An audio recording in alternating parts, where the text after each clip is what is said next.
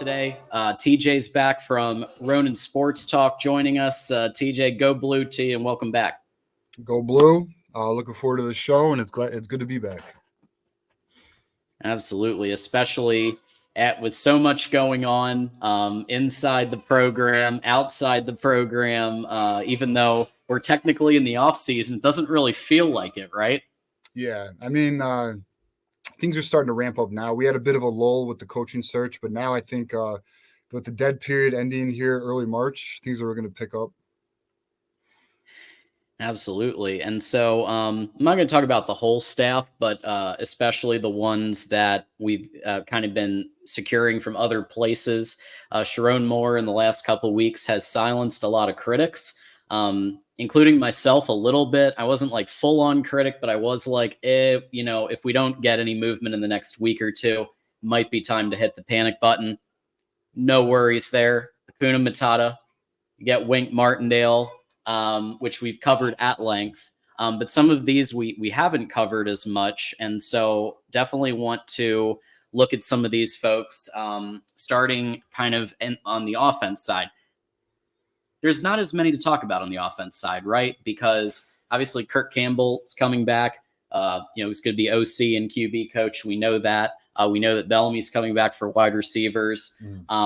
A couple of things that we haven't covered as much on the show. So Steve Castula, who used to be at Michigan in 2019 to 2021, worked under our former offensive coordinator, who shall not be named. We won't hold that against him, but he did seem to do a really good job at his various stops. What do you think about this hire? And he seems to have a pretty detailed pedigree, especially for a tight ends coach.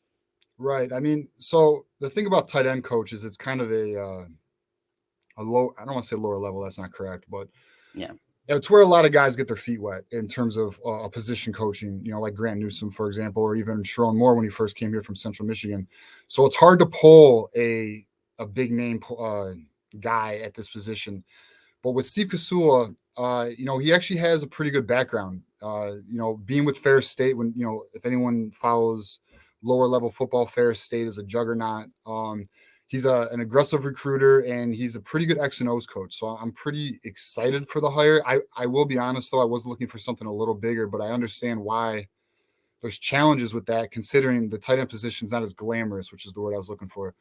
But I think it's a solid hire, and I'm looking forward to seeing what he does on the recruiting trail, because by all accounts, he's very aggressive, and that's what we need. Yeah, that was definitely one critique I heard, especially with like Wink Martindale, obviously being in the NFL, having coaches on both sides of the ball who can recruit. Obviously, Sherrone Moore, and we'll get to this later in the show, he's an aggressive recruiter, and he's starting to ramp things up even from, the Harbaugh day, actually ramping it up more so than he had it. But having coaches that have recruited at multiple different stops and experience with the Michigan program, even in 2021, when it started to have that higher plateau of success, started to hit that next gear. So I think it's good to have people who had success with the program, had success outside of the program. And, Colston Loveland, I mean, it's like, Tommy Rees was just hired as tight ends coach for the Cleveland Browns. And, everybody's talking about Tommy Rees and whatever, but like he's got to coach David Njoku, right? Like, okay, maybe run this route a little differently. That's about it, right? So he has to coach Colston Loveland. What I'm more wondering about is behind Colston Loveland, making sure that they're all getting the right coaching, and given his experience, seems like he'll be able to keep the ship going, at least given how reliant Michigan is on their tight ends. Yeah, I agree. I also would add, Grant Newsome's still there, right? So he's got familiarity with the position and the players, so they know the strengths and weaknesses of the players. And I want to mention, because it hasn't been brought up yet, being a former offensive coordinator at UMass, right? That's yep, very credible, right? So yeah, I think that addition to the room, to the coaching room, another eye, more eyes on the, the game plan, it doesn't hurt. So, I think with the development at tight end, we're very lucky. Like, we talked about the offensive side of the ball before. Very stacked room, tons of talent. It's just all about the development and our new strength and conditioning coach, Tress, seeing what he can Yeah. do with the guys. But I mean, I feel pretty confident about that room. That's not the room I'm worried about with our offense. Not at all. Yeah. No. So yeah. So I think I give this one like a B. I mean, I think it's a solid hire, especially with the offensive coordinator experience, like you talked about. Yeah. Um, could we have done a little better? Could we have found a flashier? Maybe. But I think given the crunch that Sherrone Moore was in, I think he did Right. pretty well on a lot of these, honestly. Yeah. I think a lot of Um, people panicked on the coaching search when we started losing like defensive coordinator options because a lot of guys were going to the NFL, right? But I think he rebounded well. I think I would agree with you. A B is a fair grade. Until we can see down the road what it transpires to. Right. What happens with the second and third string, tight ends, and how do Mhm. they respond? How does like a Bredesen take the next step, right? Who's kind of like de facto almost fullback, in those I formation sets and everything Right. else. Because maybe there could be some blocking strategies they talk about too. But yeah, no, I think pretty solid. We did mention this one last week, but I do want to get your take on Greg Scruggs, given the fact that he was able to recruit not just at Wisconsin but at Cincinnati under Luke Fickle, and I think was a key piece in getting them to a playoff. If you don't have your defensive line going, you're not making any college football playoff and you're not going undefeated. So from what I've heard, he's a good recruiter. Mhm. And given the fact that Wink Martindale is coming off of a 20-year gap between Western Kentucky with Jack Harbaugh and now having some people behind him who can recruit, well, that's what we did with Jesse Minner. That's what we did with Mike McDonald. They didn't. I mean, they were NFL guys. They didn't really. They weren't like out there. I mean, they were, but you didn't like hear their names as, oh yeah, he just snagged this, 4-star, player. But having, I think a solid recruiter, coaching tree underneath, I think that'll help. So what do you think about this one? I think this one was one of my favorites, honestly. Yeah. So if we're grading this, I'm giving this an A. I Yeah. love Greg Scruggs. Very aggressive. This guy, Greg Scruggs, in my opinion, is the image of Sherrone Moore. Very aggressive, right? So Sherrone Moore likes to smash. Yep. Greg Scruggs is the defensive line version of smash. Like very intense, former player. And if you've ever seen this dude walk on the sideline, intimidating as hell. Like this dude is jacked. He's still jacked from his playing days. So, I think he's gonna bring a very aggressive approach, Wink Martindale, right? Blitz, Dr. Blitz. So I think we're going to see a very physical defensive line next season. I don't see any drop off in there, which is important, especially playing against our rival who's very soft in the trenches. We need to just keep dominating, and I see that in the foreseeable future. But in terms of Yeah. recruiting, though, I think very aggressive. He's got a lot of ties with the Midwest, right? Being from Ohio. Right. So, I think we're going to go out of pipelines, continue the pipeline to Ohio that we're building. Illinois, we got some recruits we're going after there. I think we should see a very fruitful recruiting season with Greg Scruggs at the helm.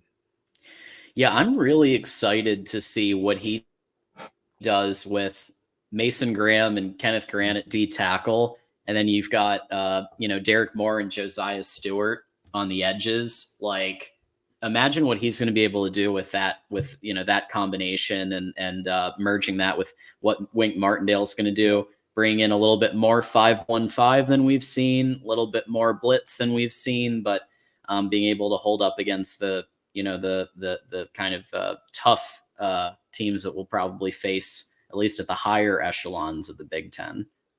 Yeah, I mean, I think he'll have a good personnel group.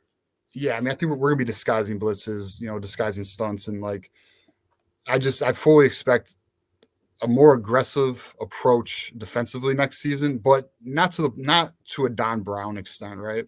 No. I think because if anyone looked at the coverage statistics of the Giants, they actually did run a lot of cover twos and cover threes Yep. versus certain quarterbacks, right? So he's very opponent dependent on his schemes and his coverages. But I think you're going to see a more creative front seven with Wink Martindale at the helm and Greg Scruggs running the defensive line. Yeah, we had Kevin Ostriker on the show last week from Ravenswire. Really helped break down the Wink Martindale hire specifically, and yeah, he was helping debunk the people who were saying it's just going to be Don Brown all over again. No, it's going to be the same scheme basically that because Jesse Minter and Mike McDonald learned under this guy. Correct. Like, we're not going back to Don Brown formations. Yes, there will be a higher blitz percentage, but like you said, he showed he was able to adapt at the Giants, more cover two. So yeah, absolutely there. Agree with you 100%. And so I think this the linebackers coach was obviously really important to get right. Junior Colson, Michael Barrett, both headed to the NFL.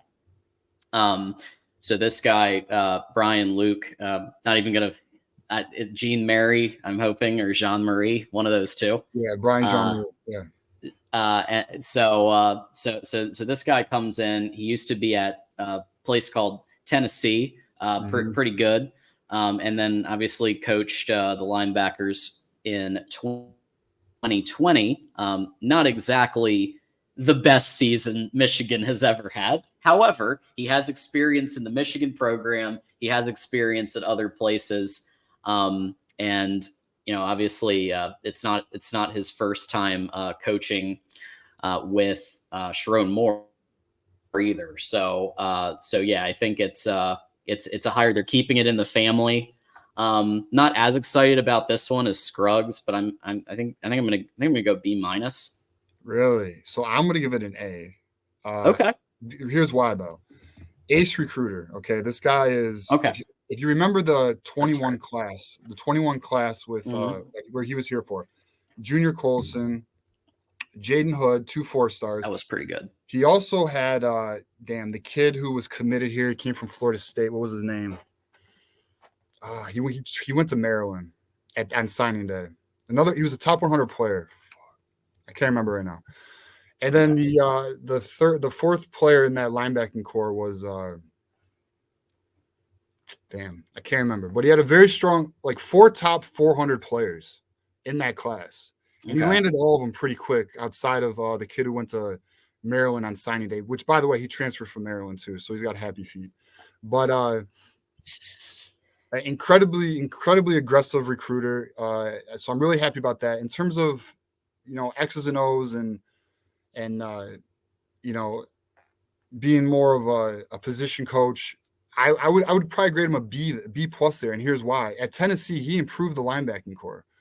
They had a really big issue on the defense, and from everything I've read from all of their insiders, their front seven improved drastically the 2 seasons he was there. So I'm encouraged. Also, remember this: Wink Martindale is a linebacker coach.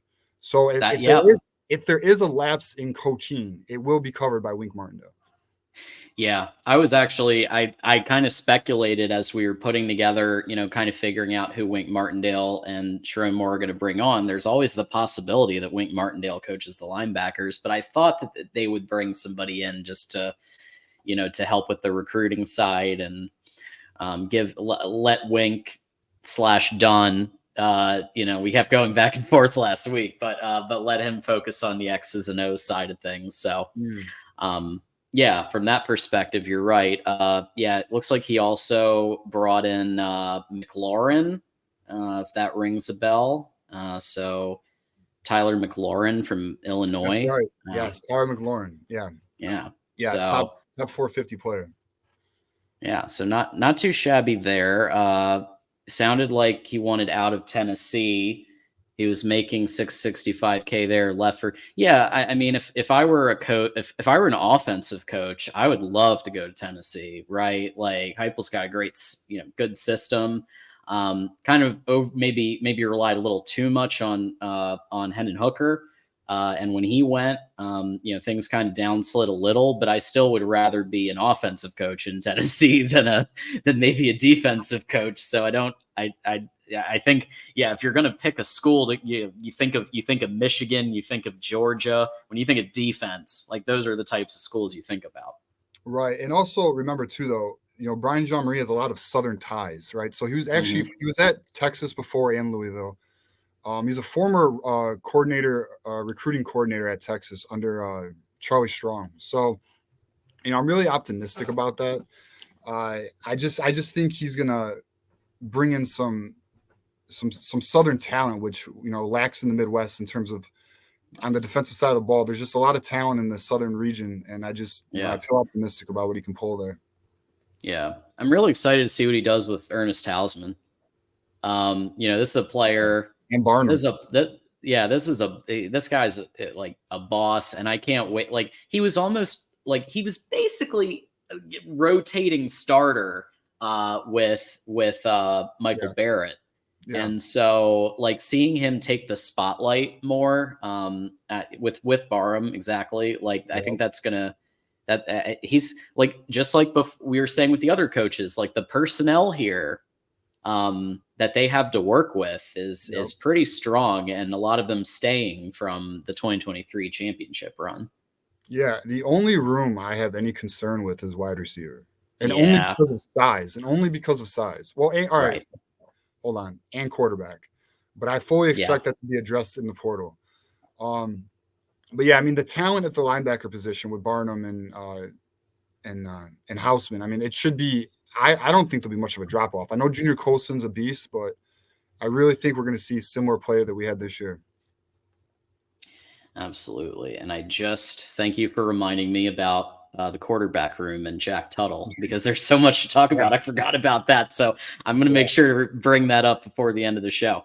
But yeah, no, I think you're spot on there. And another one that they got, and again, kudos for getting this guy in a short order, because Lamar Morgan, right, was not the first choice. As we know, we had the guy from the Texans, Stephen Adegoke, was being talked about, and Clinkscale, they thought he had said he was staying, Wolf of Wall Street style. I'm not leaving, and then he left, right, and.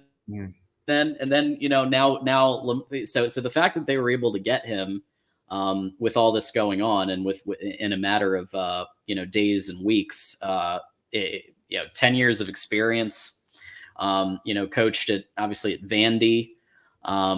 He was the defensive coordinator at Louisiana, so he's able to take that macro view, right? But then he can also focus on the players that he needs to focus on, right? Will Johnson, right? Rod Moore, Kari Page. And so I think, with that, as well as the depth, you needed somebody who could take that macro view. And he got an endorsement from Jesse Minner. So that's pretty good, right? Right. Yeah. So he knows the X's and O's of the system, which is incredibly important considering he's going to be coaching the corners and the safeties, which is a lot for one position coach to handle, but he is a coordinator, right? So maybe he'll be just fine. But he likes his defensive backs to be playmakers, right? So if you look at what he did with the Raging Cajuns, 28 interceptions the last 2 years, and last year they led the Division I football in defensive touchdowns. So he's all about having his defensive backs be playmakers. So I'm optimistic, especially with our aggressive defense. We should have a lot of opportunities for big plays, and it could be a perfect match. Now, I will say I'm a little disappointed we lost Adegoke, because I thought he was. Me too. I mean, I was ecstatic for that, but this isn't a bad hire. I'd probably put this at the A- range. But yeah, I'm pretty optimistic. I'm pretty optimistic. My only concern is recruiting. Now, I know he's young. I've heard he's aggressive, but we'll see. He doesn't have the resume of a Brian Jean-Marie in terms of commits. So we'll see how it goes. Yeah. But overall, I think Sherrone Moore did a great job under pretty trying circumstances. I mean, I think that when Sherrone Moore was selected, I think most insiders predicted that at least one or two more coaches would stay than actually did. I mean, Yeah. it wound up being the entire defense that needed replacing, Yeah. from a coaching perspective. So, they were Yeah. able to replace these pieces pretty quick. It was unfortunate how it went down because you had guys saying they were staying and then they were Yeah. going. We had that happen with Ben Yeah. Herbert. We had it happen with Elston and Klingscale. And that's just terrible, really. But It's it rough. is what it is. I think he did do a good job, salvaging the situation. I would grade the overall situation of an A-. That's not me being too optimistic either, because I think the key is he found his guys. If you look at the coaches he's hired, they do fit his image, and that is an aggressive. He wants to be aggressive not only on the field but on the recruiting show, which I know we're going to talk about a little bit more about that later in terms of the recruiting structure Yeah. of the department. But I just think he's